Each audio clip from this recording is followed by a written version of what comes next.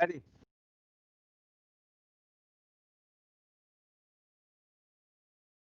What's going on, Whisper Nation? We are here live with another Mock Draft Monday here with Austin Sear and your host, Johnny Game Time Hicks. How we doing, Johnny?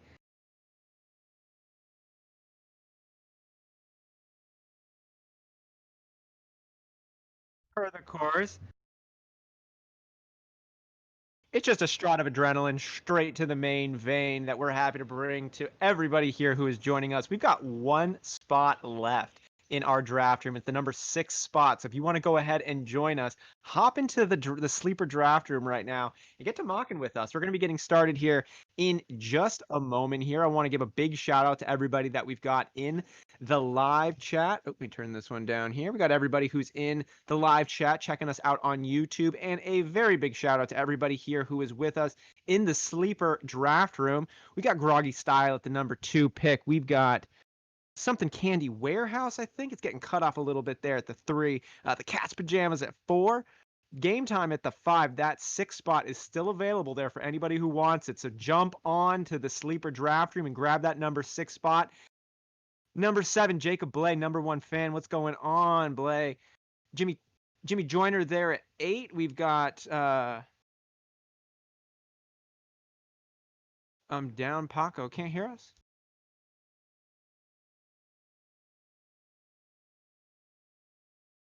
Oh, so Johnny's gonna get his audio squared up in a second. I was running down the rest of this. Down Paco at 9. We got Easy Daddy number 10. What's good, Easy Daddy? Great to see you here. The Sports Nerd at 11, and Reed Tyler number 12. Thanks to everybody who's in our listener league as well. Got a handful of members in our draft room here who are also part of the Whisper Nation listener league.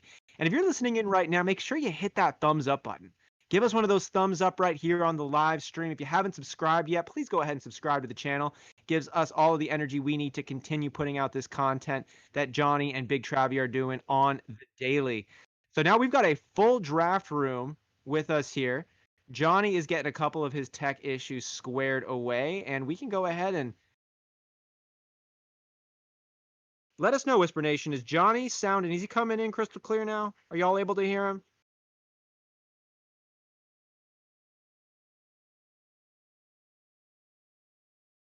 We're hoping so.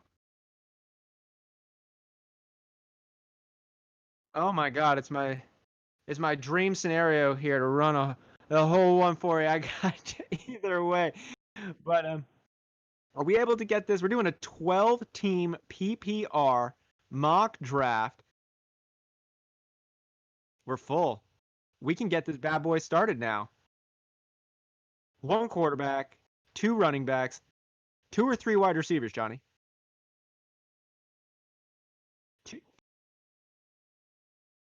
2 starting wide receivers, tight end, and a flex. One of the things we were talking about on the mock draft marathon a couple of weeks ago was know the draft rules going into the draft.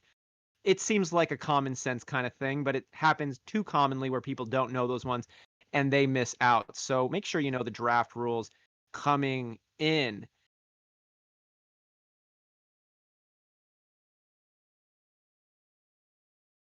Surprise, surprise at the number 1 pick. And anybody who's been hanging around with us a little bit has seen me draft from the 1 spot, knows I love grabbing me some Saquon Barkley at the 1.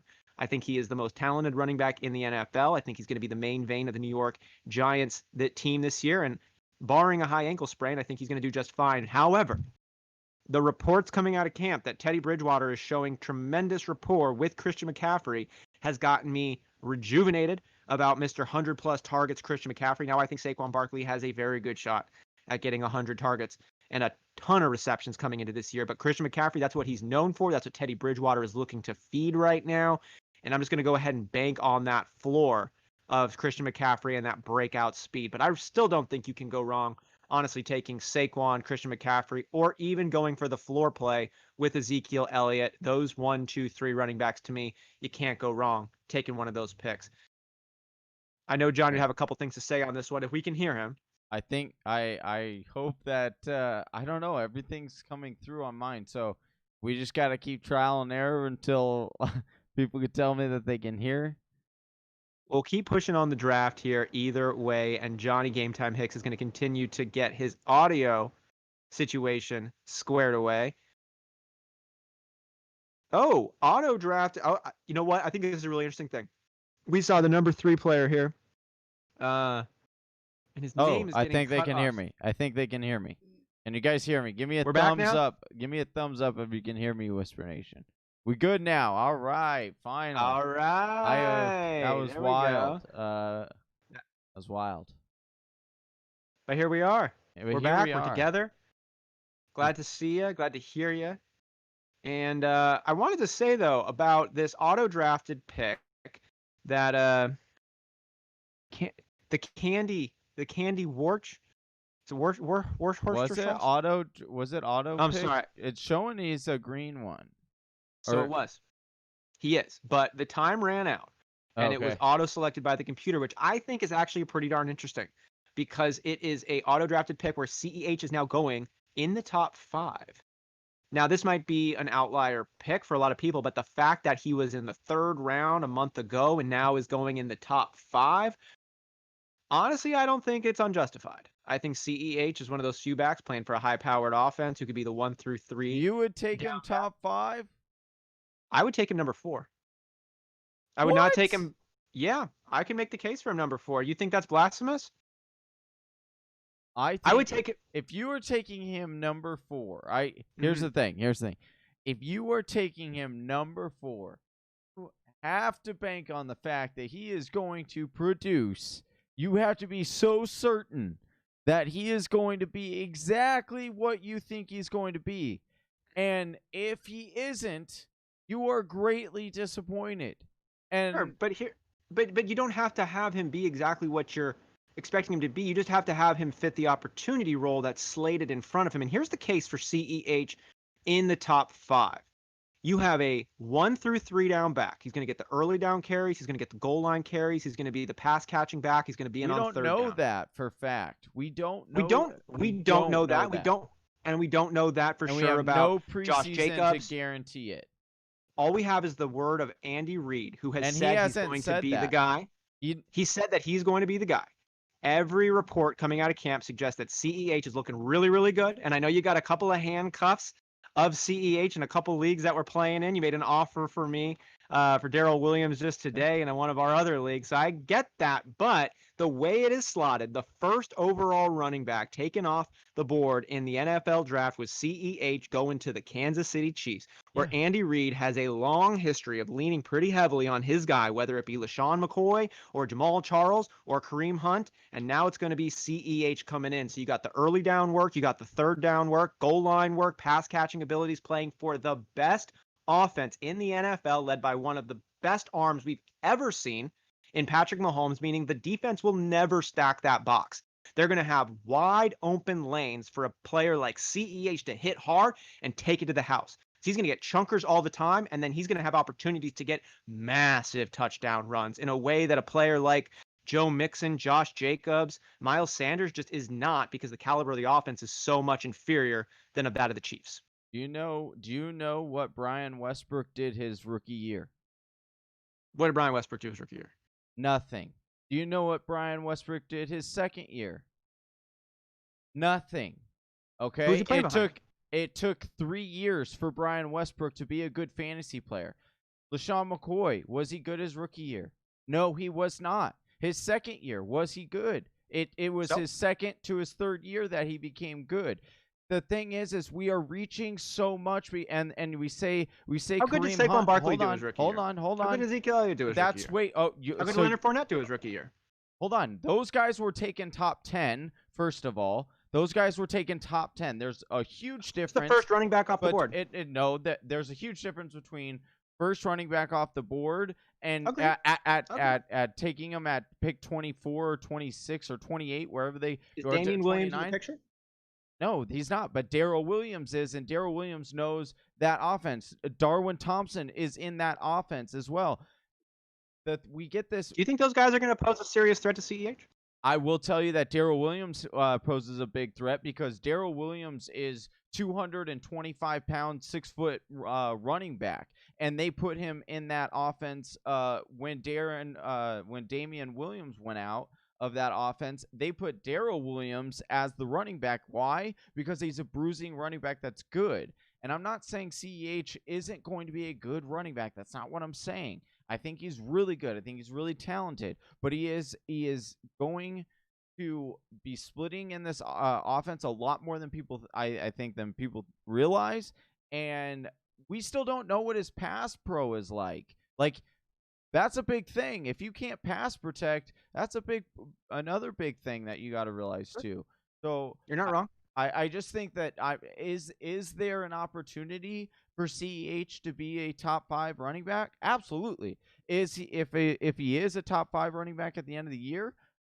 Is that going to surprise me? No. I will say, yeah, I see what you're talking about. I see the path, but also that's the perfect picture path, and you're taking it at that perfect picture path, and it has to be that way. And I don't like playing fantasy that way. That's all I'm saying.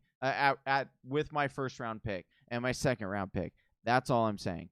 But if this was like, go ahead. Now I wouldn't take it where I would take CEH right now, because the points you're making are true. But if CEH does what all arrows are suggesting CEH was going to step into and be that every down back for the Kansas City Chiefs and be Andy Reid's next go-to halfback, then this is a guy who has a real shot at being the number 1 overall running back, even as a rookie in this upcoming year, because Christian McCaffrey, Saquon Barkley, Ezekiel Elliott, all very, very talented. Minus Ezekiel Elliott, Saquon Barkley and Christian McCaffrey don't play on that great of offenses.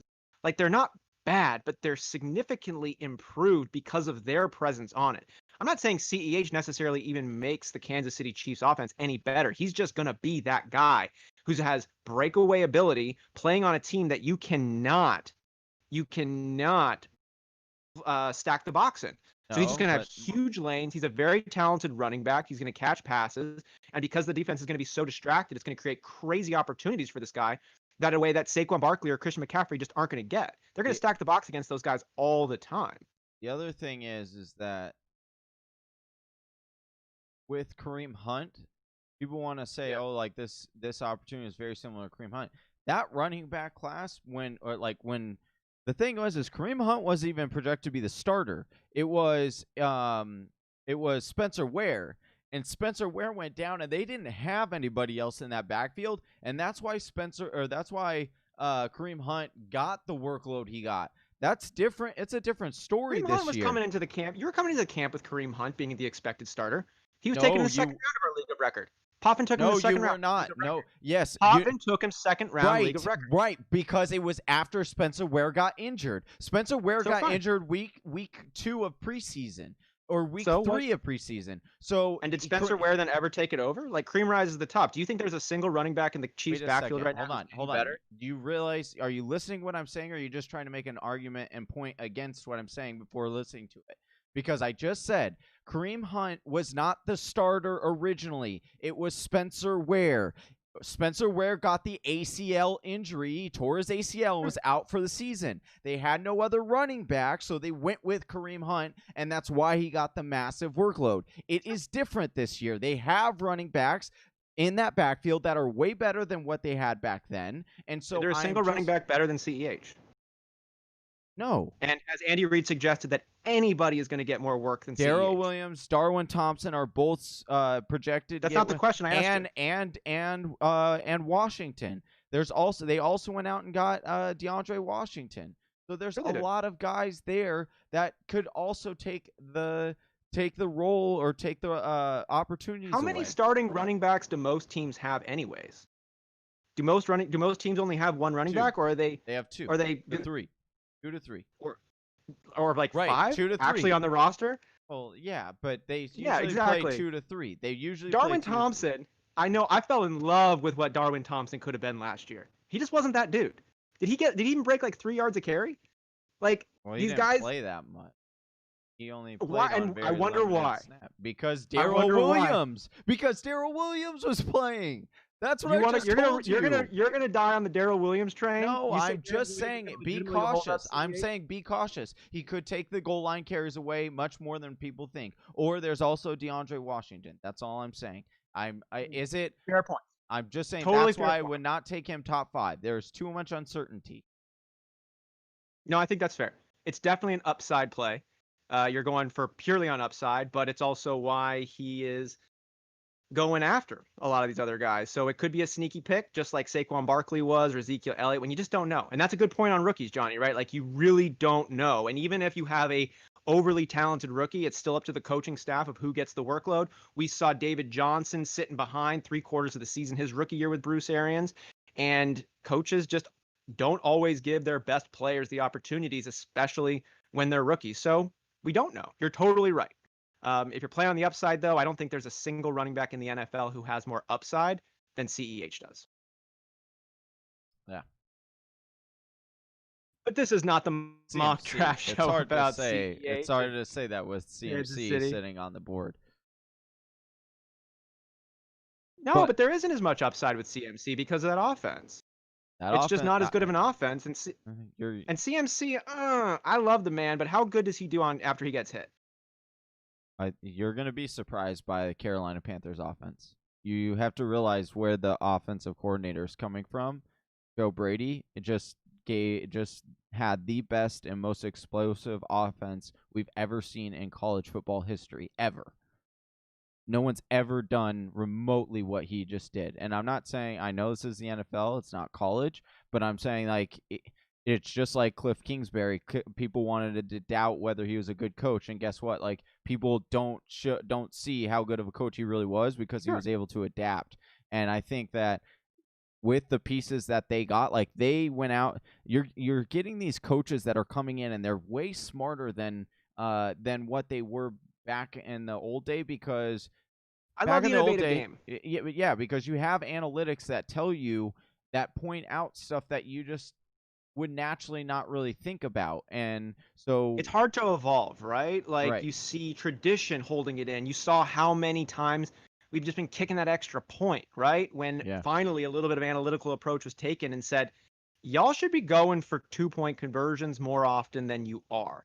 And then you have the Philadelphia Eagles winning Super Bowls, taking on this approach, squib kicks, onside, fourth down conversions, all this extra kind of stuff. And it translates even past football, right? In the NBA, how many threes and layups people are encouraged to take now versus leaning on that mid-range game like you saw a lot earlier. Analytics are real. And I love the wave that's coming in from college coaches, smart college coaches. You just mentioned it with Carolina, Cliff Kingsbury. But I will also say that another member who would fall into that category is Chip Kelly. Yeah. Oregon Ducks were on fire. That's a good point. That's a very good point. Right? So it's not a guarantee. I like what you're saying, though. And something I know you and I share in common regarding evaluating the Carolina Panthers is Teddy Bridgewater. Oh, yeah. I'm looking forward. I think Teddy Bridgewater is going to shock the world. I think he's going to be a top 10 fantasy quarterback. I think he's going to do really good things for the Carolina Panthers. And I think they're going to be in for a little bit of a heartwarming story. Watch that wobbly leg carry them to a playoff berth. Well, I just just secretly, I hope Teddy Bridgewater does well, because we kind of got some glimpses of it, but it was almost like Sean Payton was so nervous to take the training wheels off of him.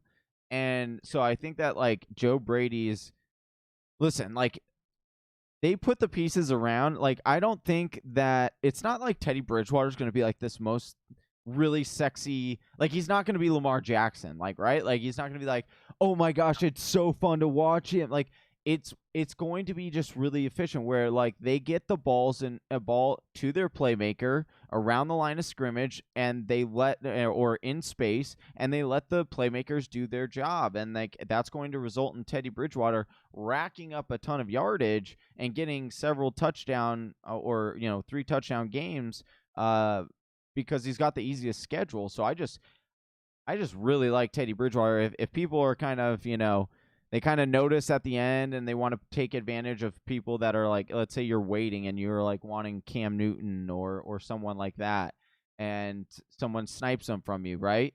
And you're like, okay, like it's almost like funny when that happens in drafts. I almost smirk because the people know, like, they'll give you a smile and they'll be like, oh, yeah, I got Cam Newton. I know you wanted that guy. And it's like, oh, no, I got another trick up my sleeve. And it's like, I'm going to grab Teddy Bridgewater. And it's not going to shock heads. It's not going to turn people. Like, people aren't going to be like, oh, man, I really wanted him. But he'll do wonders. This is a great point to talk about fantasy drafting and the late quarterback strategy. There are so many quarterbacks available all the time. You can stream it. There are elite guys. There's a couple of them up there, but there's going to be guys with elite numbers that go undrafted in your fantasy drafts. I mean, you just look at last year's number 1 quarterback, Lamar Jackson. Lamar Jackson was not going in the single-digit rounds. He was going in the double-digit. Maybe he was undrafted in a lot of leagues. The year before that, Patrick Mahomes. He was not being drafted high in drafts. In our league of record, Big Travie picked him up, dropping half his WAB after week 1. And we all said that was even crazy. We're like, you're going to spend half your WAB on this second-year player? Okay. And, that ended up being a steal. Oh, my gosh. It was so funny when that got revealed. Because the night, so I think, okay, we'll let Whisper Nation in on this story because it's an entertaining one. All right. It happened where, obviously, Pat Mahomes, week 1, mega, there was some hype in the offseason or leading up to the season, about getting Pat Mahomes. Isn't it always? Yeah, as always. And so he goes undrafted in our league of record because it's, a 12-team, not a shock, right? And so week 1 happens, Pat Mahomes goes off, people are going nuts. I was kind of like, all right, like, this guy's interesting, but I think I had, like, Carson Wentz or something like that. I didn't need a quarterback. And so I'm, like, asking around, because we always do this. We, like, will, ask each other. We'll text each other, hey, what are you guys thinking? Where are you at? Like, and sometimes you'll get an honest answer. Sometimes you won't. But Big Travie is usually honest if it's, if there's no, similarity or of interest there. And so he was like, yo, I think I'm going to – he started off with like 25, right? He's like, I think I'm going to do 25 WAB. And I'm like, wow, that's a lot for a quarterback, but all right. Like, he had a high upside. Messaged Herndon, another member of our league, and I'm like, yo, how much are you going to do? And he's like, dude, I think I'm going to do 32. And I'm like, oh, okay, now this is getting really interesting because, like, 2 people, and that's a high amount of WAB week 1 to drop 30 on a quarterback in a standard league. And so I think I messaged you, and you're like, I don't know if I'm interested really. And then I went back to Travis, and I'm like, Travis, are you serious, like, going to drop a lot of money on this? And he's like, I think I'm going to do more because I talked to Chris at bowling, and he said he was going to do 40. And so I have to do more than 40. And I was just like, no. Like, originally, in the very beginning, I was maybe a little interested if I could get them for cheap enough, You're like, that's why you're kind of really testing the waters, because, like, you're really getting a feel for, hey, do I have a shot or should I turn elsewhere? And once people started like 25 WAB for, I was like, yeah, no. But then it was like 44. What did he end up spending? 45, 52? I think he spent like 50 or 55. Unreal. That was crazy. But yeah, it ended up working out for like 3 weeks until he traded him. But the point of that whole big one is, and then, even the year before that, I remember grabbing off the waiver wire Matt Ryan. No. As the number 2 quarterback. No, I got to give you credit for this. You didn't get him off waiver. You took him in the 14th round. You drafted him in the 14th round, to which I mocked you, and I said, have fun with Matt Ryan in the 14th. That you should have taken, I think, like some rando flyer or something. And boy, was I wrong. But yeah, it just kind of, there is always some late round guy, and I think it could be Teddy has a shot at it this year. I think Teddy Bridgewater, and I'm also going to go a deep dive on here, and that's going to be for Sam Darnold. I'm going to say, watch out. Sam Darnold just got an opportunity to be surprising some people.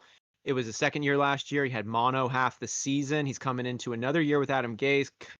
Say a prayer for that one. We all know, but you got some more options. You got some more playmakers over there, and I think Sam Darnold is going to be coming out a little bit on this one. So you've got streamable people, and that was the whole point just on this one of those quarterbacks are going to be available late. So if you do your tiers, break it down ahead of time. And I just went ahead and made a mistake. I got to say this one as a little bit of just sage advice out there.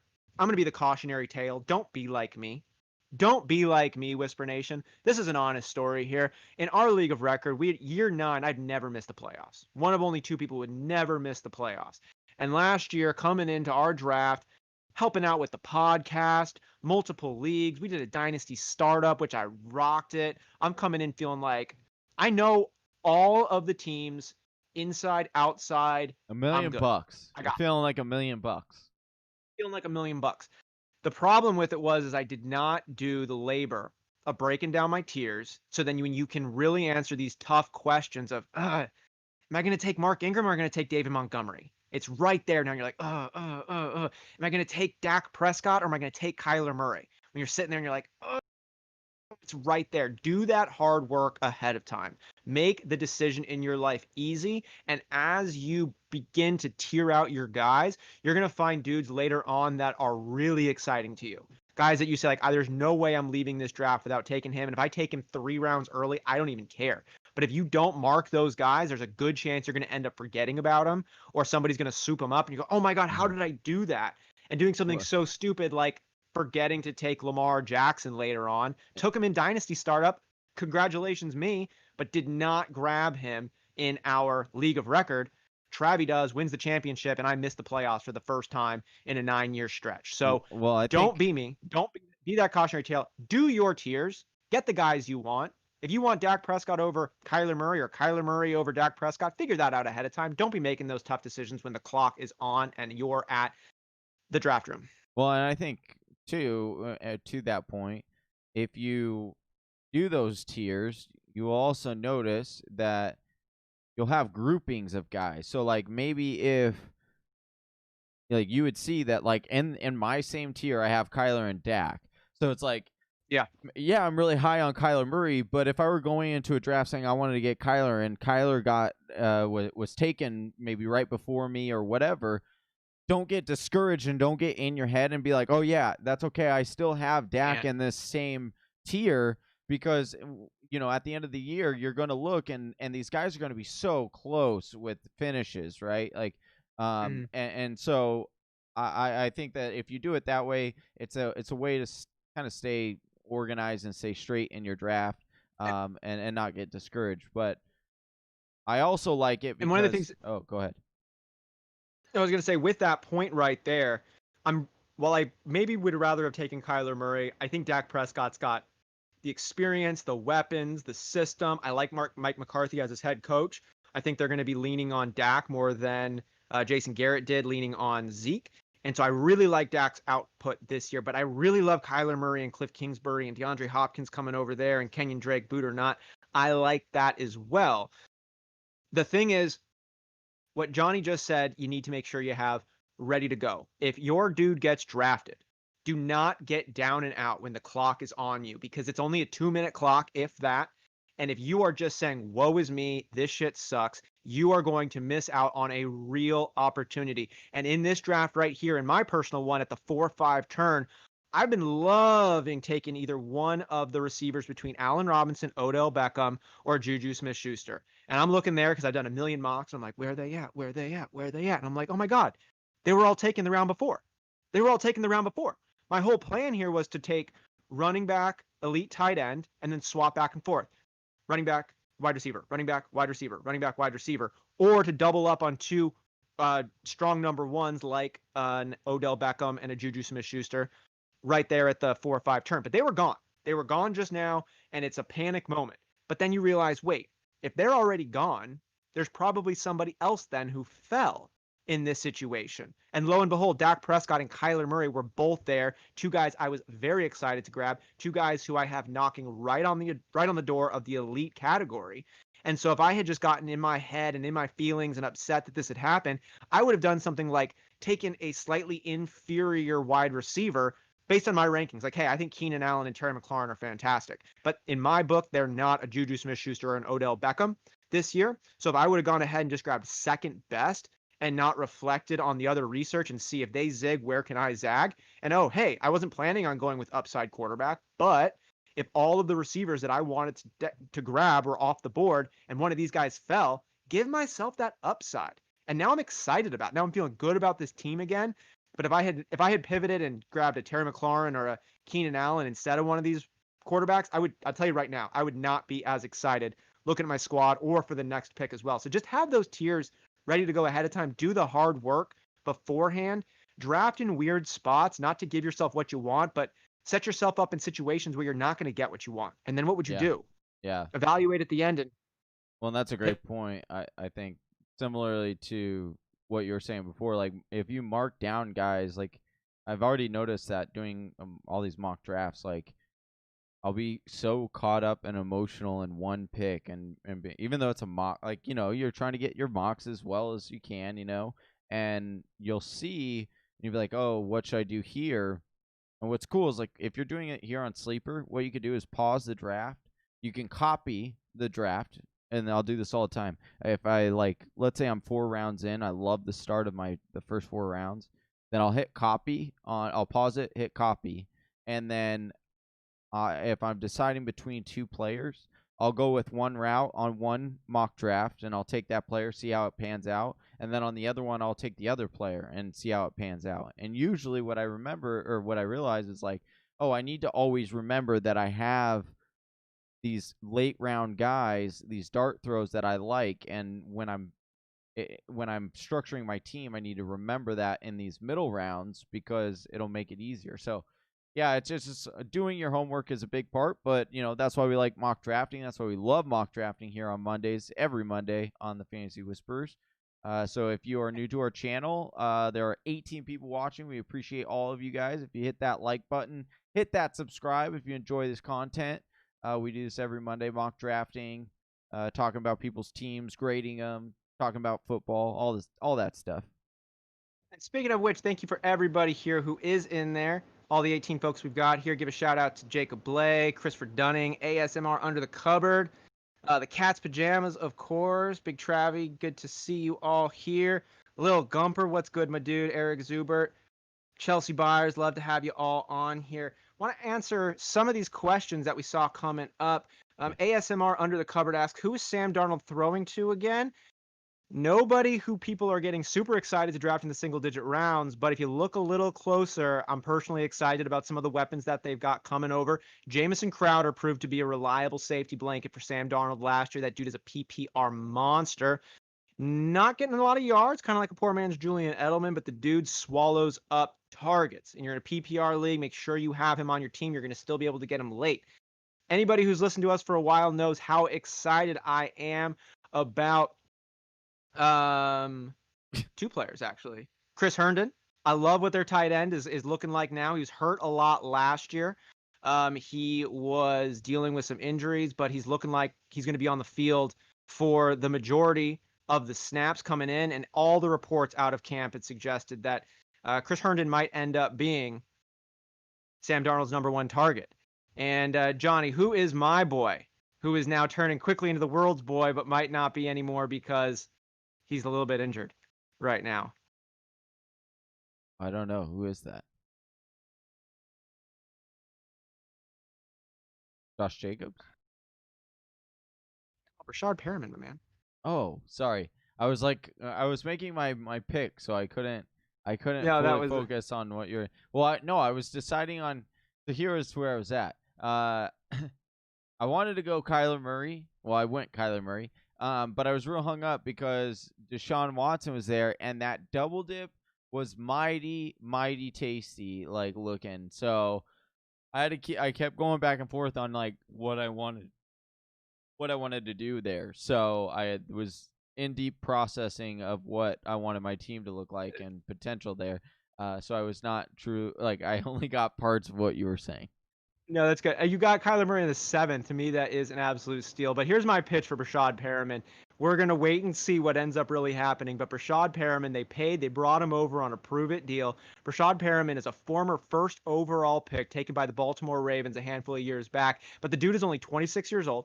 He's got lightning speed. Not like, oh, he's really fast, but we're talking like Tyreek Hill fast. We're talking about 4.2 something 40 speed, not 4.4, not 4.3, which is crazy fast anyways. 4.2 and change type of speed. 6'2", and he closed out last year after Mike Evans and Chris Godwin went down for the Tampa Bay Buccaneers, Rashad Perriman closed out as Jameis Winston's #1 wide receiver with 3 consecutive games of over 100 yards and 4 total touchdowns. 1 touchdown, 2 touchdowns, 1 touchdown in those games. He's right at the top of the leaderboard on yards per attempt and yards per catch. He's had a lot of injuries. He's had inconsistency. He is not a lock by any means. But if we're talking about a pure upside play later on in drafts, you really can't go wrong with the speed freak, 6'2", former first-round pick, now the #1 wide receiver on the outside for Sam Darnold and Rashad Perriman. So, yeah, he's got some inconsistent weapons, but I think that the Jets could be a real sleeper offense this year. We'll see. Yeah. And you got Le'Veon Bell. You got Le'Veon Bell also. So another great pass-catching halfback. One of the first, kind of, if you will, right? Even before David Johnson, Le'Veon Bell was out there running the ball 40 times, catching 10 passes, doing what he was doing there in Pittsburgh. So I don't hate it. Yeah. Sorry. But Johnny, they're asking for us to talk about the teams. They're asking for us to talk about the teams over here. Says Chris, we're running time to talk about people's teams. Haha.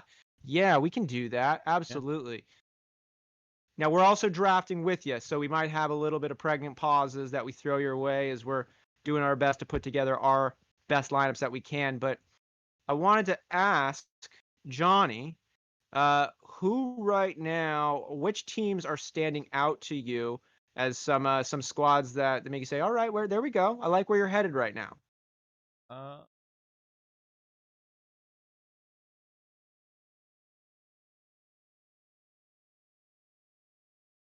A sports nerd, pretty interesting for the way that he did it. This is what I love about mock drafting is he went like a really unusual kind of way, but it ended up working out for him. Or so far it's looking that way. So I do like that one just instantly. Easy Daddy with the classic, 3 RB start, 2 wide receiver. It's going to be very, very popular, I believe, in a lot of draft formats this year from a lot of people. So it might be a good opportunity to PPR. Yeah, this is PPR. So it might be a good opportunity to kind of zig when everyone's zagging, because I'm really liking what the sports nerd did there, just looking at that. Jacob Bley kind of goes upside down as well. Really liking what he's putting together here. He does this really well. He did this in the listener league. He went upside down, and he did it really well there, so kudos to him. Look, we got a lot of solid teams here. So, but we are only halfway through this draft, Austin. So there's quite a bit of room for either pulling out your team or making it terrible. Because we've seen, how many times have we seen it? Like, oh, you got to the 8th round, we love your team, and then everything you did from the 8th round on just was nasty. No, we've said it a lot, right? We're like, great starting lineup, but what you got going on behind that starting lineup gives us a little bit of pause. Now, this is a PPR format, so looking at pass catching halfbacks, wide receivers with more emphasis, but I still like what we've seen some of the heavy running back teams here do.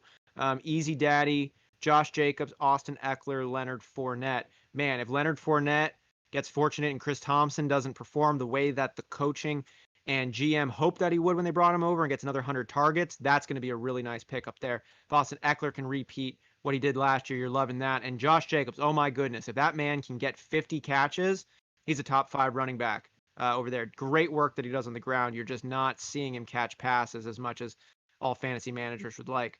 And then stacked up with Robert Woods, upside playing AJ Green, bless that hammy. And then Jamison Crowder, the aforementioned there. So I like even some of these heavy running back squads. Jimmy Joyner there, Derrick Henry, Aaron Jones, David Johnson. Man, that's nice. Aaron Jones and David Johnson, you expect him to be catching a lot of passes. And then still gets to ride it out with Adam Thielen, Michael Gallup, pretty impressive. Brandon Cooks. That's really impressive. Yeah, to get Adam Thielen in the 4th, listen, he should get a lot of targets. So even I'm not super high on Adam Thielen this year, but in the 4th, you're looking. I would be really fine with that. And Michael Gallup, love that. He is a very underrated wide receiver. It is kind of interesting because you do kind of see Michael Gallup's ADP rising a little bit. Usually you're able to get him in kind of 6th, 7th round, and now you're getting him. He was taken in the 5th, so that is an interesting. But when Mike McCarthy's coming out and when he's asked, what do you think about having Michael Gallup as your number two? Yeah. And he says, I'm sorry, Michael Gallup in my book is a number one. Yeah, that was It was one of the most excited pieces of film that Mike McCarthy watched coming into Dallas doing his training there. So Michael Gallup, we could be seeing ourselves over there in Dallas, another Tampa Bay situation, if you will.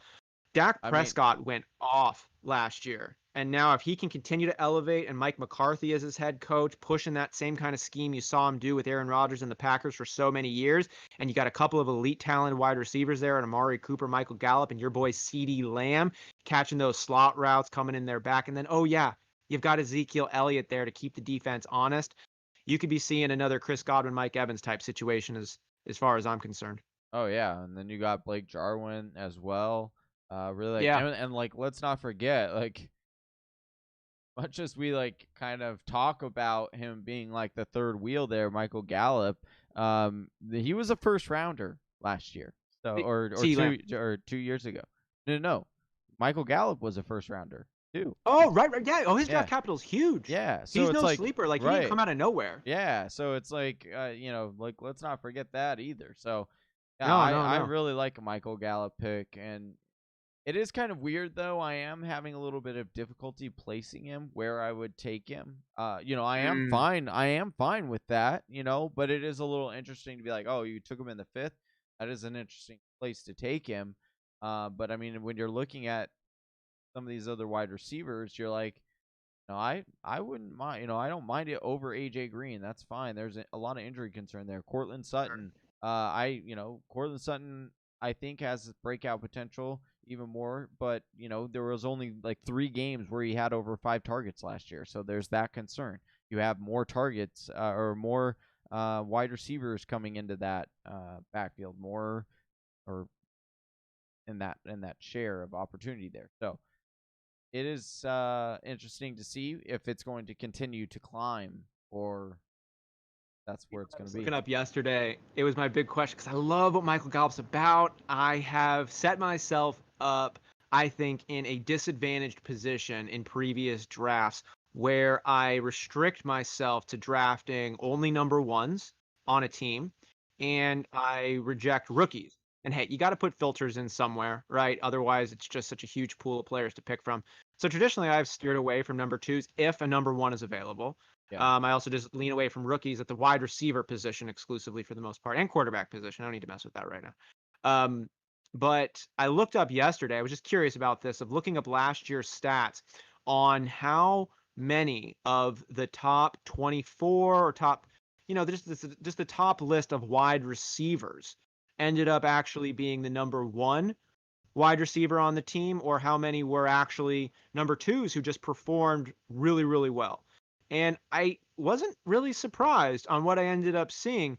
The vast majority of receivers in the top 24 were the number ones for their teams, but there were a handful there, whether it was Chris Godwin or Michael Gallup, or then Cooper Kupp, Robert Woods. Both of them were right there at the top. Most of them were number ones still, but you really can't sleep on extremely talented wide receivers playing on dynamic offenses like the Tampa Bay Buccaneers were last year, or the Dallas Cowboys were last year and expected to be this year too. Yeah. Yeah, I'm looking at this list right here. It's from last year. You got Chris Godwin at the number 2 receiver, and this is in regular, so this isn't in PPR, but Cooper Kupp at 4. Would you call Cooper Kupp the 1? Would you call Robert Woods the 1? I mean, I know he plays out of the slot a lot. How would you define Cooper Kupp? Is he the 1 over there in Los Angeles, Johnny?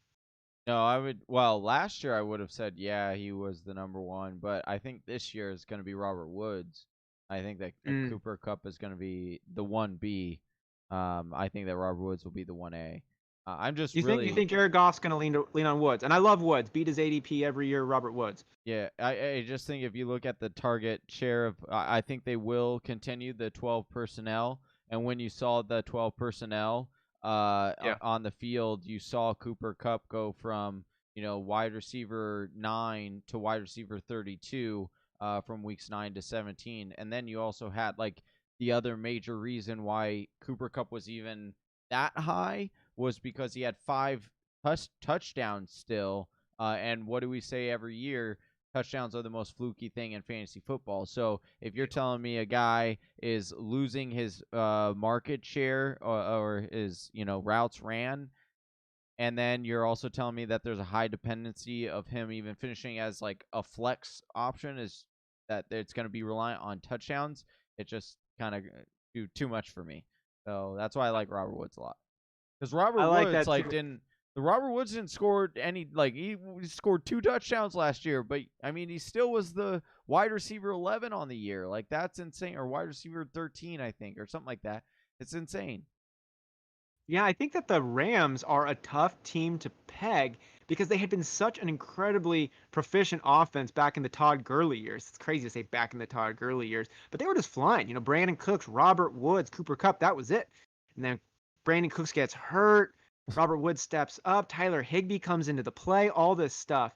But now we really don't know. You're talking about the 12 sets and all these different things. Are you seeing the same comment I was seeing? Yeah, I did. Before? Welcome in. I know. That's what I was smiling about, too, when you were talking. I was not laughing at you. Good-looking honky writes, F Whispers. Hi. Peter North here. Old adult film star. Cooper Kupp is actually a great pick. Well, I like the take, good-looking honky. That is... I also like how he abbreviated F. He just said F Whispers. And then he wrote... Yeah. I would think for an old adult film star, fantasy would be maybe he's tired of fantasy. Maybe he's said that word, written that word out too many times in his professional days. Yeah. He doesn't, But maybe he stumbled upon our channel. But you heard it here first. Peter North. Whisper North, take it for what it's worth, but Peter North, he's an old adult film star, and he says Cooper Kupp is a great pick. I wonder if he's saying Cooper Kupp is really a good pick, or if there's he's just saying it's a good pick so you can make a funny joke with your team name. Maybe it is, maybe it isn't. I don't know, but I'm leaning a little bit more. I'm starting to tilt a little bit on Cooper Kupp now, after good-looking honky comes in there and shares his 2 cents on this one. Nice. So Johnny's getting ready to take up his next pick here. I wanted to take a look at the other teams that we've got drafting here in the room. Big shout out again to everybody who's in the live chat. If you haven't hit us with that thumbs up, please do. Please give us a like. Please give us a subscribe. We would sincerely appreciate that. And everybody here who's in our draft room in Sleeper, thanks for coming in and filling up another draft room with us. It was just a couple of years ago when we were drafting just with us, and we would say, come on board, and we'd say, we're going to wait to fill it up, and we would wait for 48 hours straight, and it would be really bad on our skin. But now that's not the case, so we're super excited to have you all with us right now. And as Johnny's taking his pick here, I just want to take a couple of seconds to look at the other teams now, of how they're stacking up. We talked a little bit about the Sports Nerd. We talked about Jacob Bley's and Easy Daddy's team, of how they've come together. Well, I did want to take a second real quick, Austin. Yes. We had a question. Can you guys talk more about Joe Mixon, and is he worth the hype? You want to talk? I can certainly talk about Joe Mixon. I have some feelings on Joe Mixon. I think Joe Mixon is a floor play. And hey, there's nothing wrong with floor play. Floor play gets it right. Floor play is fun. Floor play gets you excited for what's coming next. Am I right? I mean, sometimes floor play can be pretty good. It's pretty great. Sometimes floor play can be good. It's pretty great. But sometimes it's pretty great. Right. I personally love floor play. I'm sure Peter North loves floor play. He could tell you probably about some of the best. He could talk to you about the importance of floor play. Yeah. Because in floor play, make sure you're ready. Floor play. I disagree with this, but keep going. All right, I want to hear where you're going with this. Innuendos aside, Joe Mixon to me is somewhat of a floor play, only because he's playing for what was last year the worst team in the NFL. And I know that you got Joe Burrow. I know that their passing attack wasn't awful. I know that you could feed him the rock more and more, and he would do better and better. He's a talent. He's not an elite talent, but he's really, really good. He's really young. They're building a lot of the offense around him. I like that. But to me, the worst team in the league is just never going to be able, with a rookie quarterback coming in now too, is just not going to be able to provide you with the ceiling that, say, even a Miles Sanders would, where if he's getting the similar workload but is playing on a better offense, you'd want to have. And the Cincinnati line is not one you're excited about. Were you you hope they got better? were you excited for David Johnson or Joe Mixon or Kenyon Drake last year? Well, I mean, that's kind of a weird question to ask. You can have that's a different kind of system because of how dynamic that structure is and how fast they move, which is just not something I think of when I'm thinking of the Cincinnati Bengals. But that's how they're going to run it. You have to think. So the head coach, Kelly, he runs it very similar. He comes from the Sean Payton coaching, or not Sean Payton, but the LA Rams head coach. Why can't I think of his name right now? Anyway, Sean McVay. Sean McVay, thank you. He comes from the Sean McVay coaching style, coaching tree, and so take kind of what you can see what they're doing, and they were always an offense of upbeat offense, and that's what they want to do. They want to spread out the ball, or spread out the wide receivers, and I think that that offensive line is going to be a lot better than I think it will be because they have two offensive line rookies coming back that were both injured last year, that got injured in preseason. They'll be getting those back. So I just think that there's a lot of opportunity here. I would disagree with the rookie, the worst team, because as an Arizona Cardinals fan, I could tell you we went through the same thing, and there were a lot of good pieces on that offense that you used last year. So I just don't want to discredit it because it's not as flashy. Yeah. But I mean, his ADP is where it is for a reason. You're right. Like that's not the sexiest offense. It's not the the glitz and glam. There is a lot of question marks there. You're absolutely right on that. Hit it on the head. But I just I don't think it's a bad play. You're happy with him. Yeah. You're fine. I think he's not a league winner. I think there is a reality where Joe Mixon is maybe not the number one overall running back, but I think that there is a sliver or a slight reality where he is a top 5 running back. He finishes that way. I think, yeah, barring health, I would think we'd need something kind of weird to happen. But he does catch some passes. If the Bengals are a lot better than they were last year, if they're moving the chains and they can't stack the box and Joe Mixon gets to be unleashed, yeah, Joe Mixon is going to be a very, very good player. But the spot he's currently going at, as far as I'm concerned, you have his upside baked in. Joe Mixon's not going to be a steal. I mean, like I don't think Joe Mixon has a shot at being the number 1 back. But he's very unlikely to be out of the top 15. If that's how I kind of look at it there. I mean, that's fair. Chris Dunning asked for grade more teams. We're going to grade all of the teams at the end once we get done here. Yeah, at the end of it, we will we'll grade every single team. That is what we do at the end of the entire mock draft. That's why during the mock draft, we don't always necessarily go super into each team throughout the mock draft.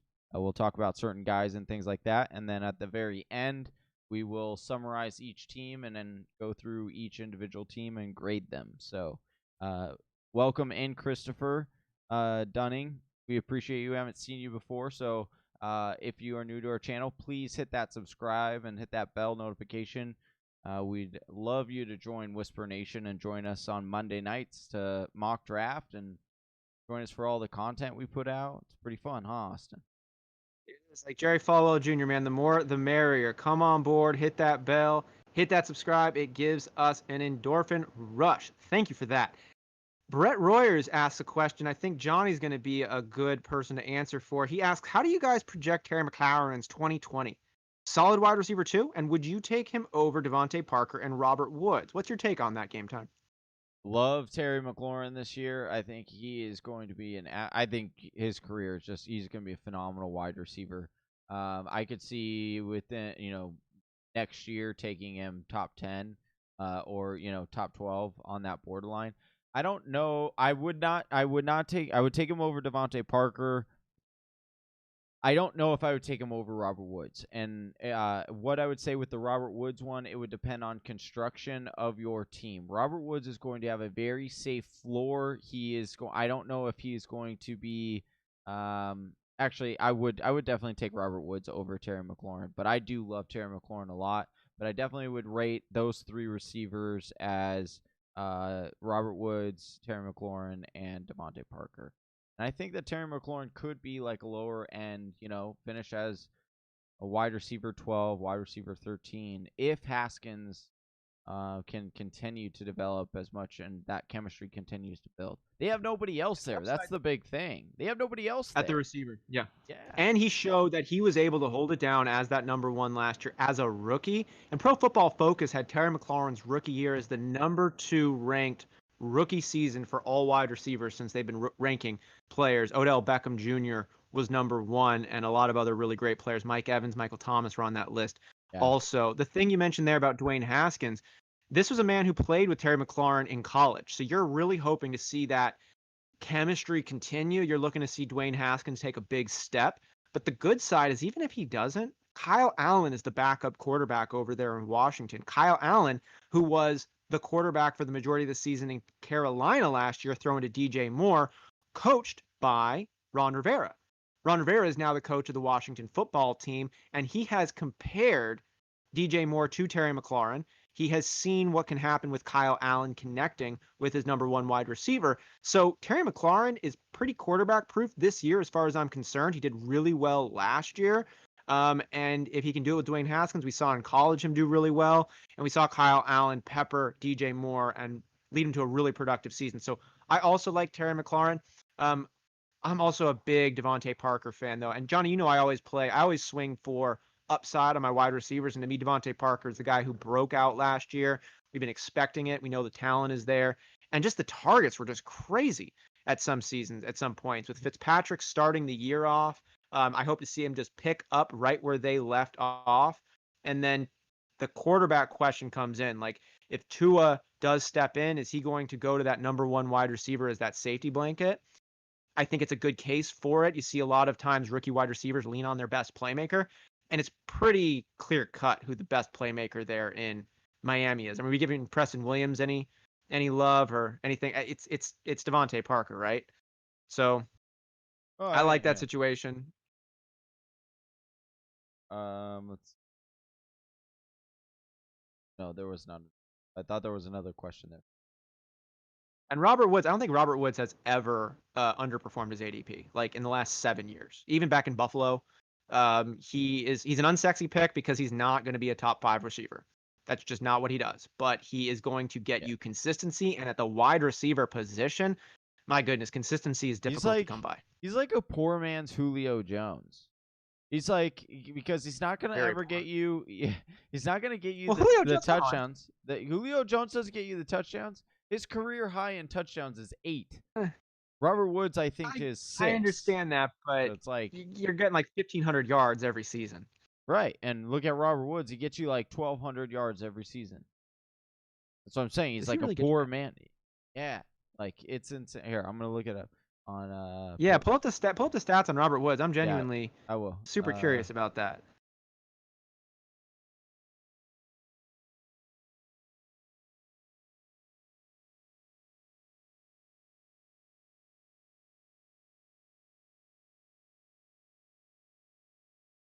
So while Game Time is looking up those ones, we're kind of rounding it out here, coming to the end. Thanks again to everybody here who's been joining us in the live chat as well as in the draft room here on Sleeper. As soon as we finish out this final round, we're going to give a breakdown of our teams, Johnny and I, explain what we were thinking and why we did what we did. Ask you to let us know between Johnny and I which teams you like better. And then we're going to go ahead and take a look at the other 10 teams we've got here in the chat and give you our draft grades, A through F, on these ones and see how we all stack up. So we're really looking forward to those draft grades. I know y'all are as well, especially Christopher Dunning. We got you, my man. We got you coming up on this one. Late round flyers, man, this has been PPR has been an interesting pull on this one. There's still, as far as I'm concerned, some exciting guys left here at the end. In PPR, I think Golden Tate could be doing really well over there in the New York Football Giants team, playing with Daniel Jones, whose number 1 target still has yet to be determined. Sterling Shepard and Tate were hurt a lot last year. Slayton came and swooped up, but it's kind of like an open season. Okay, so over there, Rashad Perriman, he's still there. John Brown's still there. Paris Campbell could be an upside. Johnny, tell us about Robert Woods. I want to fully apologize to Julio Jones for the disrespect, because it's not even close. Robert Woods has actually only hit 1,200 yards once in his career. He is back-to-back over 1,100 yards received. So over 1,000-yard receiver. Yeah, he's back-to-back over 1,000-yard receiver. Not quite. But yeah. So, there you have it. He's no Julio Jones, but he's got a really solid floor, and he's got a lot of trust with Jared Goff. So I like Robert Woods. But for me, I would. Do you think Terry McLaurin can get over? Let's say he beats Robert Woods' best year, 1,200 yards receiving and 6 touchdowns. I think there's a reality he could do that. Yeah. So I don't. Yeah. He had over 900 yards last year as a rookie. And I'm not gonna lie to you. I'm just a huge fan of Terry McLaurin. I mean, as Austin's been telling you and stuff, and as I've been, if you watch our show at all, like you know, how big of a fan I am of Terry McLaurin. So like, I personally would rather have Terry McLaurin this year than Robert Woods. But again, that's also based on how you build out your roster. Robert Woods is going to be a much safer floor because he has a much more consistent quarterback. Whereas I think the upside is much more in the favor of Terry McLaurin than it is Robert Woods. Yeah, for me, it would depend on how my team was structured, as you mentioned, Johnny. It would need to be a weird structure, though, for me to be taking Robert Woods over Terry McLaurin or Devonta Parker, just because I'm an upside play, especially at wide receiver. I would rather take some of those later wide receiver dart throws who are number ones on their team or really good number twos versus a Robert Woods. But I understand why people make those picks there.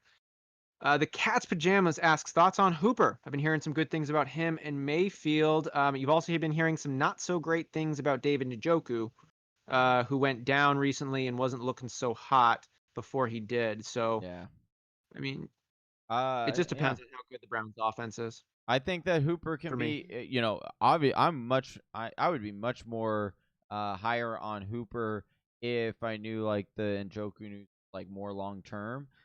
Because I think that there is a reality now where Hooper is. Look, they paid him. He's the highest paid tight end in the league, so they're going to use him. And the Stefanski offense is built on efficiency with 2 wide receivers and the tight end catching most of the passes. So give me that tight end, like Austin Hooper, who has produced as a top 5 tight end back, last year and was a top 7 tight end the year before, I believe. So yeah, I like Austin Hooper. Yeah, I know David Njoku. Little Gumper says he should have been. Wish he was traded to our Cardinals. No, I would have liked that. Yeah, I would have liked that too. But hey, Johnny, we got another mock draft we're done with. Yeah, another one. So, we did it. Hooray! But now comes the real difficult part, Austin. The drafting, that's easy. Now comes grading Whisper Nation's draft picks here.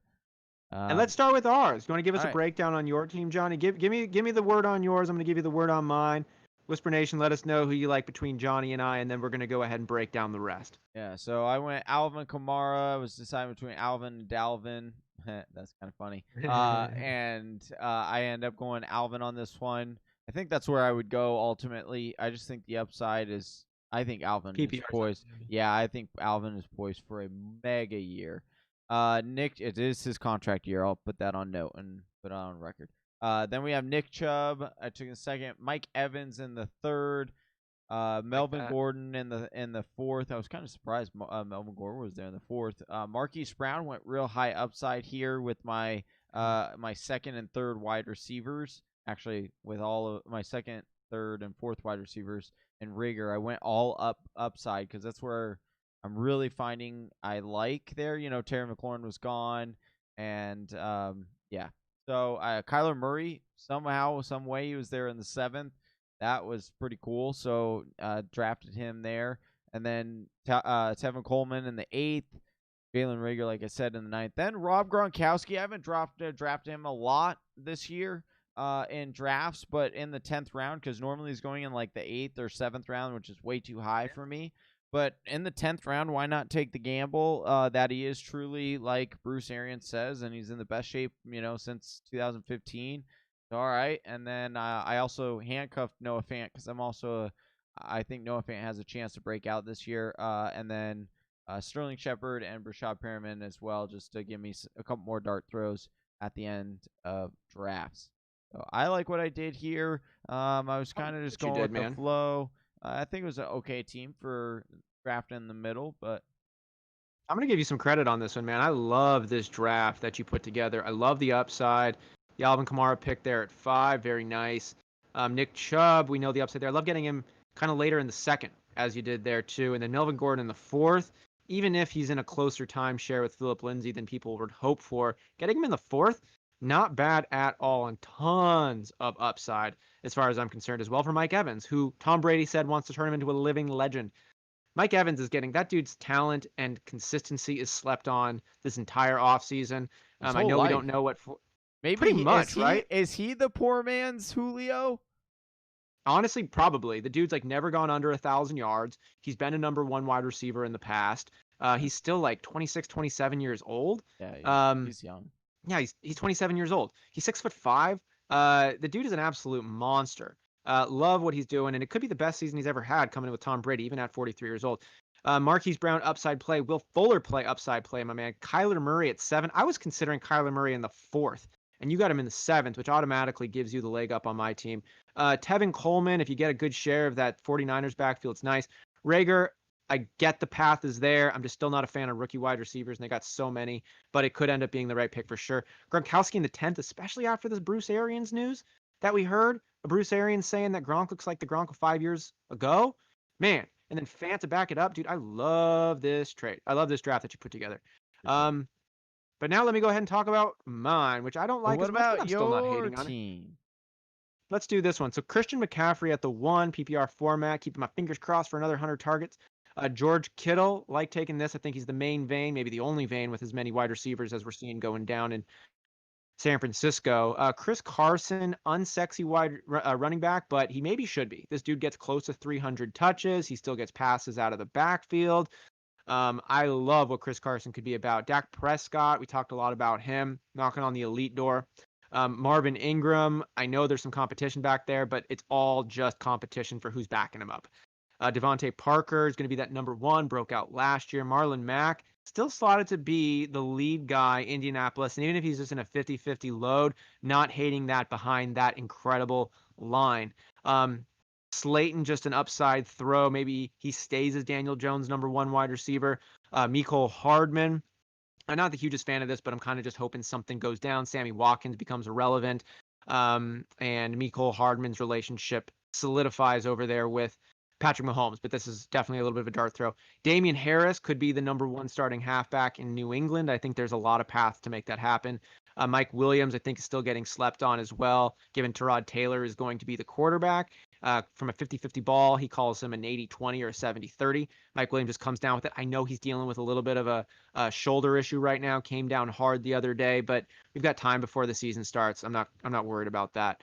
And then Cam Newton just as another quarterback stash. If he is the Cam Newton of old, that's a nice piece to have on your team. And N'Keal Harry, who could be his number 1 option over there in New England, last year's first wide receiver off the board.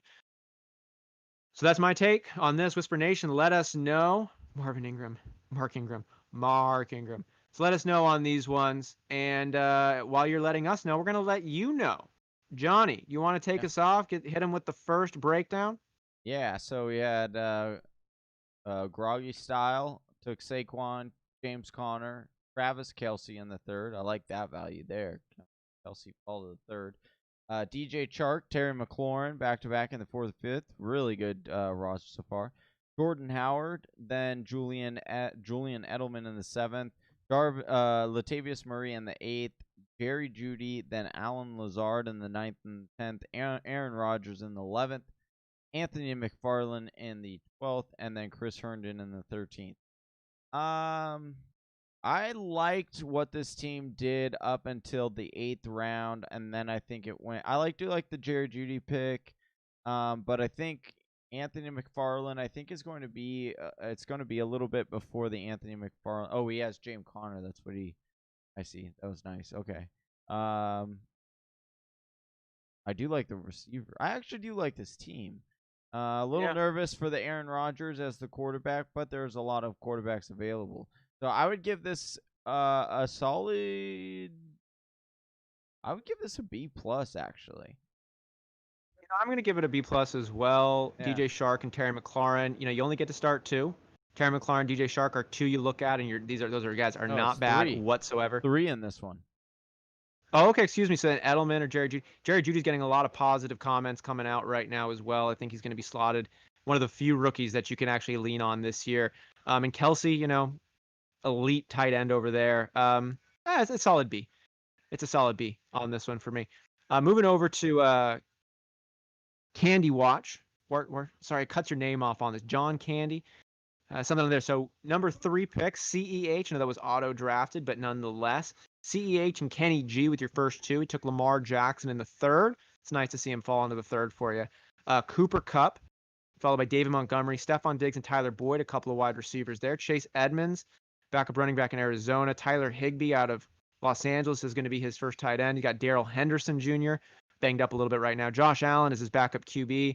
Jared Cook and Keyshawn Vaughn. I like where the upside through rounds 1 through 5, actually 1 through 6, take me. I'm all good with that. Kenny Golladay, Cooper Kupp, Stephon Diggs. Not a bad play at upside for your wide receivers. David Montgomery and CEH, not a bad upside play for running backs either. And Lamar Jackson, that's feeling really good.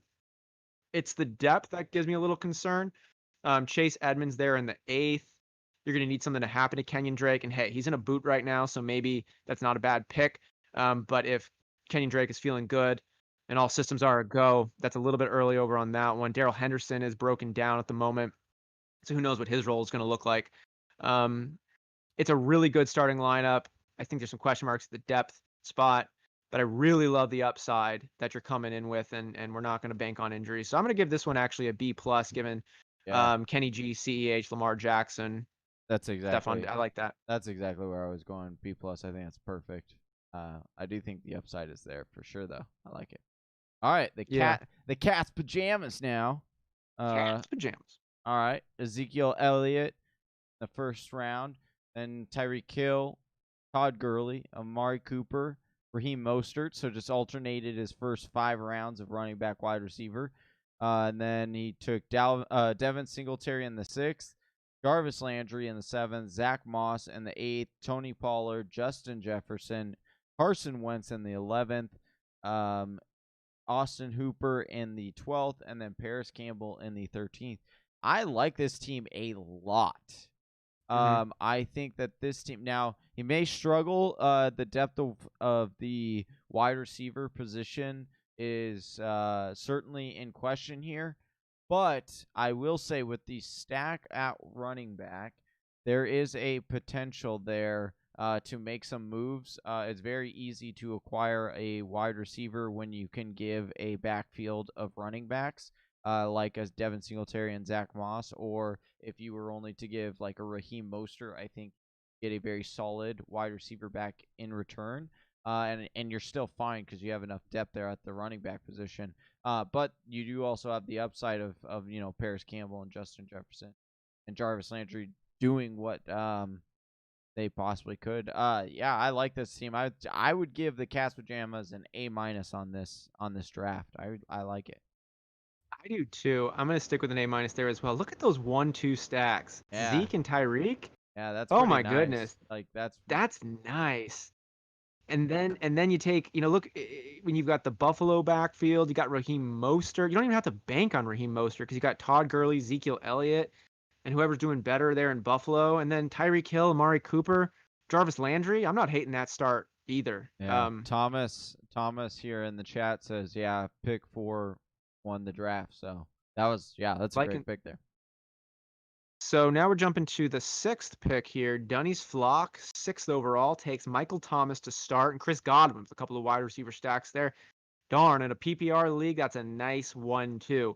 Le'Veon Bell's his first running back in the 3rd. Juju Smith-Schuster and Keenan Allen rounding out those starting wide receivers and one depth play. Darren Waller, tight end of Las Vegas in the 6th. He's got James White, second running back, taken in the 7th. Drew Brees, this is QB. Boston Scott and Adrian Peterson are off the board. Sammy Watkins, Sony Michel, and Dallas Goedert to close.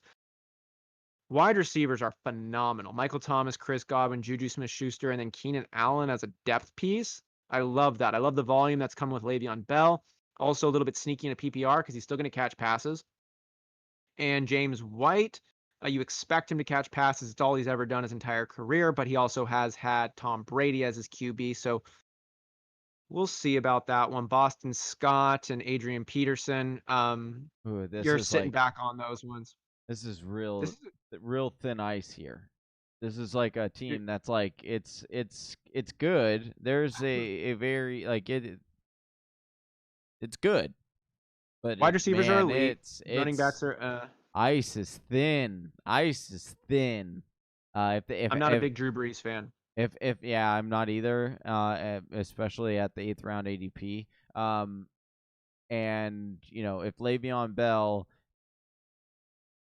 doesn't do what Le'Veon Bell was, oh man, thin ice. That's what I would say. I would give this a B minus, B. I would give it a B because the wide receivers could carry it.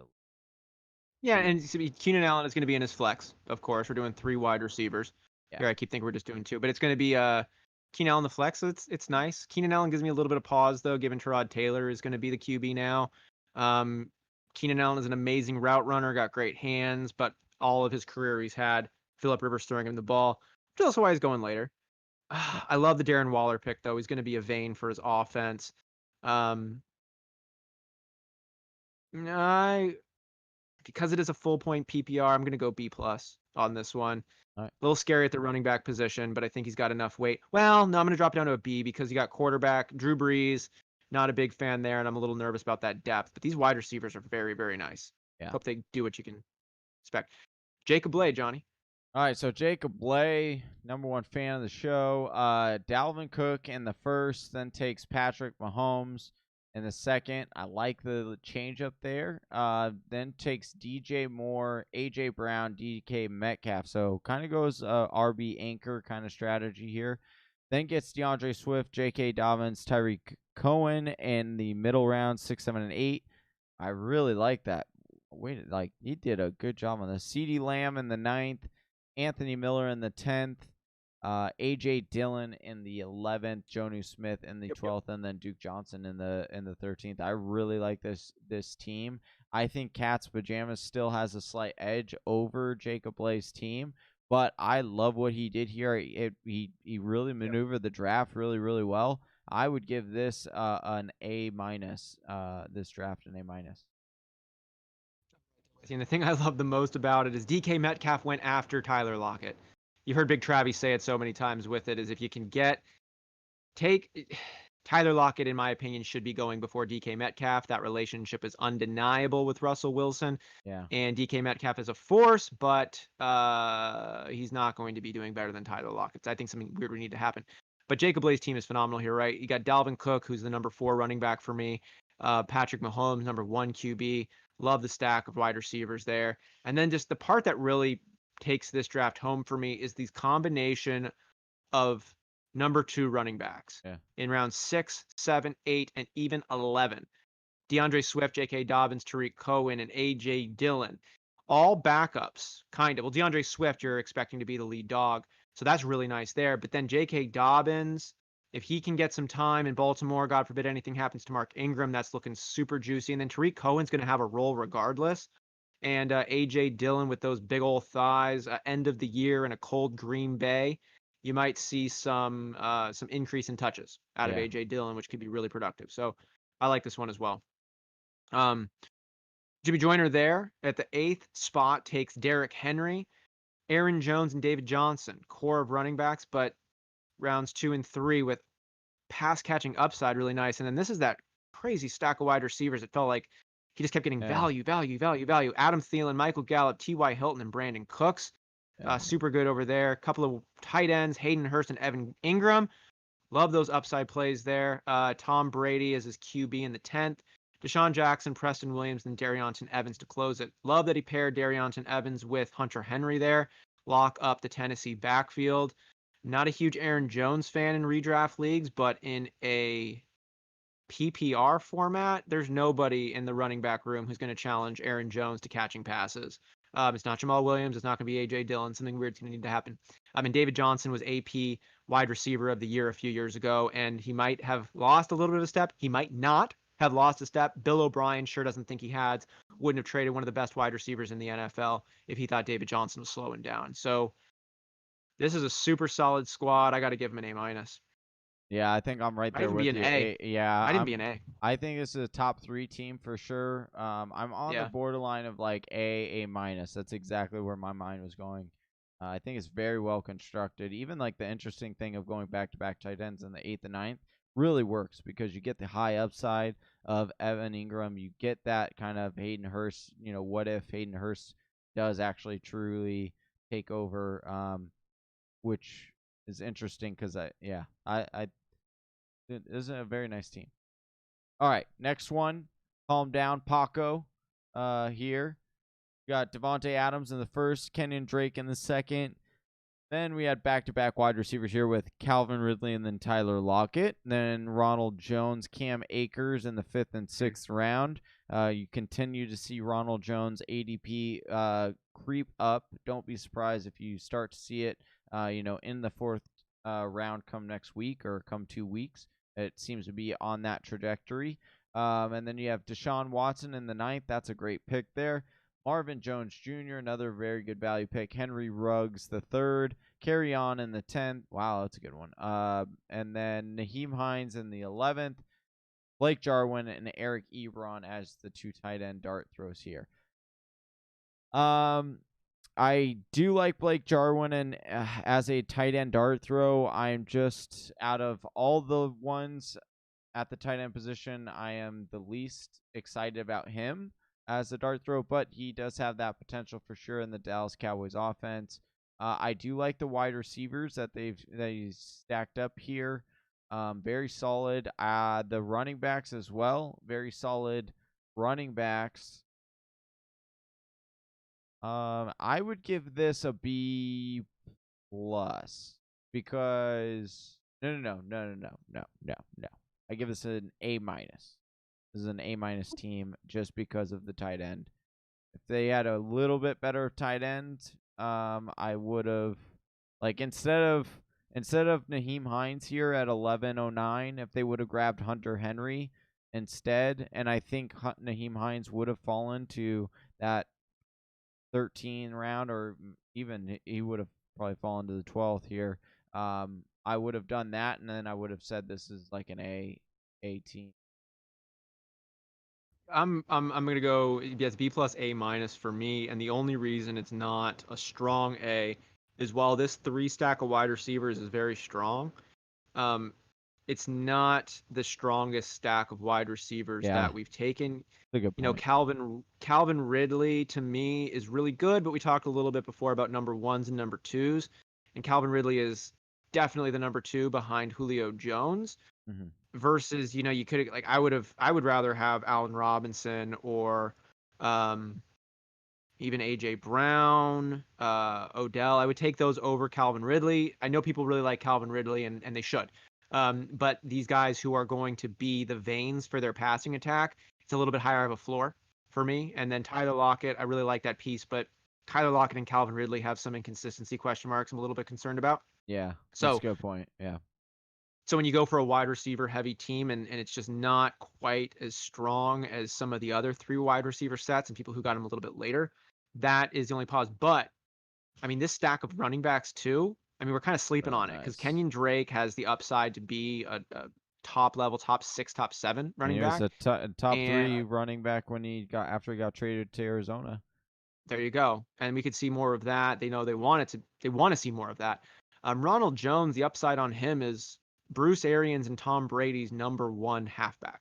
Yeah. That's a good piece to have on your team. And Cam Akers could be the number 1 halfback for a Sean McVay offense, which is another good piece to have. And Deshaun Watson, elite upside. Marvin Jones, Henry Ruggs, not bad depth. Kerryon Johnson there in the 10th, like you said, this could be the starting running back. I mean, you're expecting DeAndre Swift and Kerryon Johnson to be carrying it. We know DeAndre Swift should be the guy.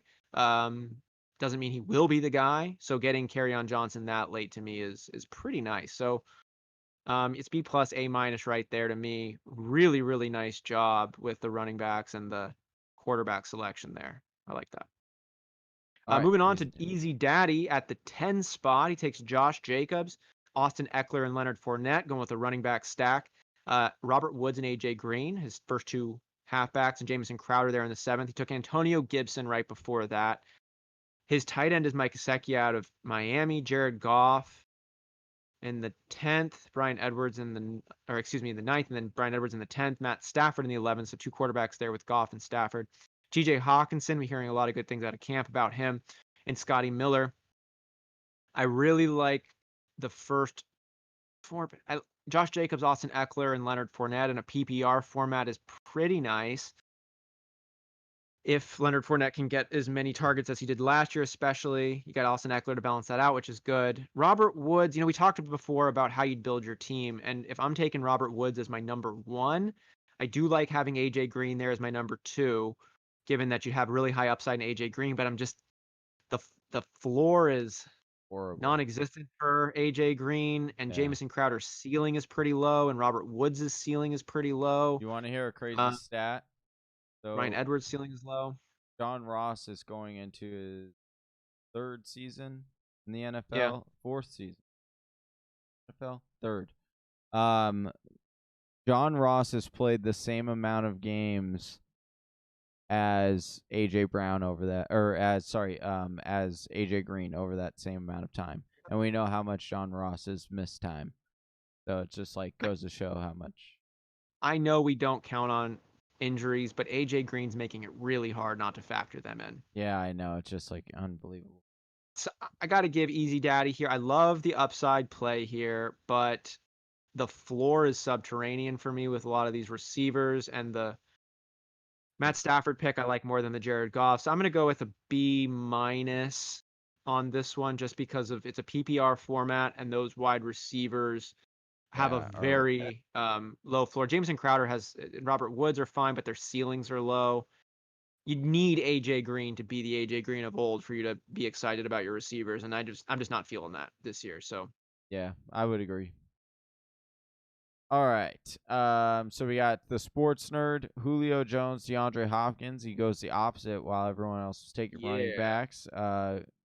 Awesome. Takes Mark Andrews in the 3rd, then Jonathan Taylor in the 4th, Kareem Hunt in the 5th, Russell Wilson, Matt Breida, Christian Kirk, Deebo Samuel in the 9th, Alexander Madison in the 10th, Hunter Henry, Michael Pittman Jr., and Daniel Jones in the 13th. I like this team. I think that they did a very good job. Obviously, the running back position is a little bit scarce here, and I am also concerned about Deebo Samuel returning. And so I would give this team a B+ simply because of, starting roster. I think you'll be fine. Week 1, I think you'll be fine. But season long, I would worry about some depth pieces here, and long term. So I would give it a B+. A little bit lower. I'm gonna go B. B. Yeah, I'm gonna go B on this one because the running back situation also has a low floor. Yeah. Kind of on the other side, we talk about the low floor of Easy Daddy's wide receivers. I'm gonna talk about the low floor of Sports Nerds running backs first before we get to the good stuff. Jonathan Taylor, I love the talent. I love the line. I love the opportunity, but Marlon Mack is going to be there. Nyheim Hines is going to be there. And Jonathan Taylor is now your number 1. You got Kareem Hunt, who could be the 3rd wide receiver for them. He's going to be getting a lot of looks out of the backfield, even with Nick Chubb there, but he's never going to be a vein for them. And I don't think Matt Breida is either. So you got low floor running backs with limited upside as well. And then the thing I love, though, is the wide receivers with Julio Jones and DeAndre Hopkins. He had mentioned in the chats earlier he didn't realize he grabbed both wide receivers there, Christian Kirk and DeAndre Hopkins out of Arizona. But that's what I actually like the most about this one. When you can get, I think, 2 productive wide receivers. I think Christian Kirk's going to have an uptick as long as he holds on to that number 2, which doesn't look like it's going to be a problem for him. God bless Larry Fitzgerald, but he's going to be playing out of the slot. And they're spreading it around. DeAndre Hopkins might not be getting as much volume as he had over there in Houston because of this, but he's going to still get a lot of work. And with Christian Kirk over there as well, I think you set yourself up in a really good position. Reminds me of Evan Silva in the mock draft marathon taking Tyler Lockett and DK Metcalf there at the turn. DeAndre Hopkins and Christian Kirk, I think, could have more production, and you got a better value on them than Evan Silva did in the mock draft marathon. So I really love pairing DeAndre Hopkins up with Christian Kirk. Deebo Samuel, though, is obviously a concern, and Michael Pittman Jr., another rookie who could be good, but it's hard for me to bank on rookie wide receivers and new systems too. So I'm going with a B on this one, but love the upside on it. BB plus. I got to give him a little bit more because Russell Wilson's undeniable, and those wide receivers are super nice, and the running backs aren't either. They're not bad at all. It's just the floor could be a little scary. So I'm gonna go BB plus. Go. All right. And last one, Reed Tyler. You want to go over that one? Yeah. So Joe Mixon, we talked about him, and Miles Sanders. I really like the upside on Miles Sanders. So Joe Mixon and Miles Sanders as his running back staple there at the turn. Allen Robinson and Odell Beckham, pretty nice. Zach Ertz as his tight end. Cortland Sutton and Deontay Johnson there, followed by Phillip Lindsay in the 8th. Matt Ryan is his quarterback, selected in the 9th. Emmanuel Sanders and Brandon Ayuk. He gets Bryce Love in the 12th and closes it out with Golden Tate. This is a nice way to finish. I like this team a lot. Joe Mixon and Miles Sanders, you can't go wrong there with those two running backs. You're going to be getting them potentially 1 through 3 down work, catching passes as well. Yeah, there's some other people over there. Boston Scott exists. Giovanni Bernard is still there. But I love this staple of running backs. Allen Robinson and Odell, really good wide receivers, number ones on their team. Have had inconsistent seasons, but if you can get them to be playing near their peak, oh my goodness, watch out. Zach Ertz, another one, especially with Dallas Goedert going down. If that has any lingering effect, Zach Ertz has been an elite tight end for a handful of years, and he's been slipping a little bit as Dallas Goedert's production has increased. But if that goes back down, they're still dealing with a lot of question marks in Philadelphia at the wide receiver position, and Zach Ertz could be coming in there and just keeping that rapport with Carson Wentz going. So I like that pick a lot. And then Cortland Sutton, another number one, who's a young player too, so we really haven't seen what his total ceiling is about. I like the question mark there from the potential upside. Deontay Johnson, really nice rookie year, looking to build on that. Phillip Lindsay could be in a pretty close timeshare with Melvin Gordon.